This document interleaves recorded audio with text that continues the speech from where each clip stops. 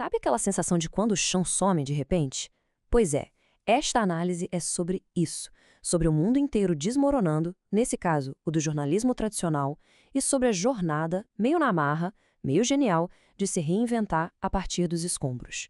Vamos mergulhar nessa história de uma agência de um homem só. E o ponto de partida é toda essa pergunta aí. Quem conta a história quando não há mais estrutura?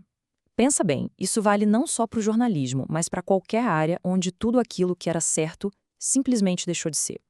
Quando as regras mudam, a equipe some, quem é que assume essa bronca? Essa dúvida é o que move toda essa reinvenção. Então, vamos entender o cenário inicial. Imagina uma carreira construída como um prédio, sabe? Com regras, funções bem definidas, tudo sólido. Esse era o jornalismo. Só que aí, as fundações começam a tremer e tudo vem abaixo. E isso não é só uma crise de mercado, não. É um baque pessoal, que obriga a gente a reconstruir tudo, mas tudo mesmo, do zero. E nesse mundo que desabou, tudo era muito certinho, muito no seu lugar. O profissional era aquele observador distante, quase como se não estivesse ali. A ferramenta, a câmera, era vista como algo neutro, um olho que só registrava. O ambiente era só um pano de fundo e o formato da história era sempre linear, começo, meio e fim. Uma estrutura que parecia que ia durar para sempre, até o dia em que não durou mais. E é ali, no meio dos escombros, que a mágica acontece. A transformação de verdade, porque não dá tempo de ficar lamentando. A única opção é aprender a se virar, a enxergar diferente e a construir alguma coisa no meio do caos. Sobreviver aqui significa reinventar completamente o jeito de olhar.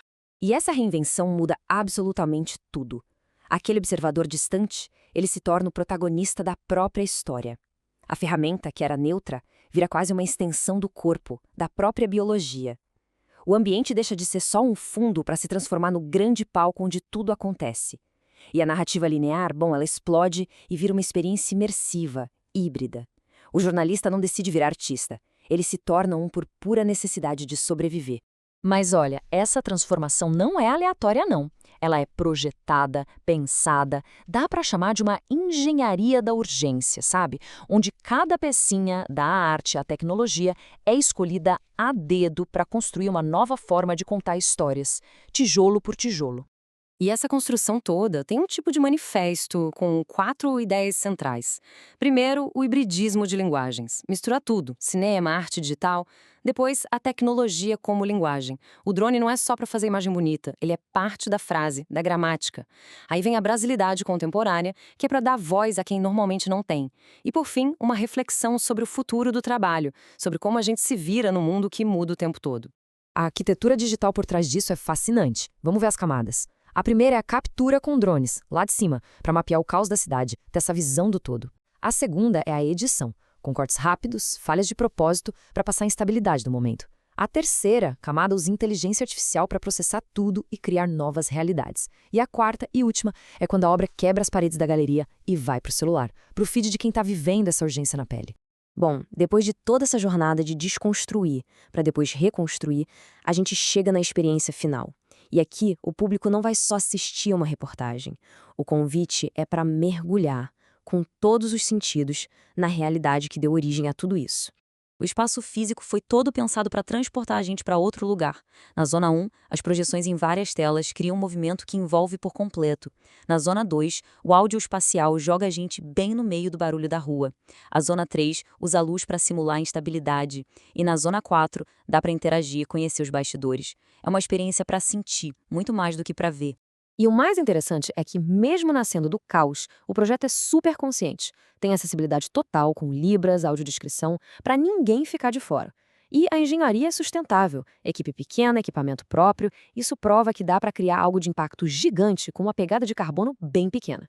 Sobreviver é criar sim, mas de um jeito inteligente e que inclui todo mundo. E falando em inteligência, dá uma olhada em como a grana foi usada.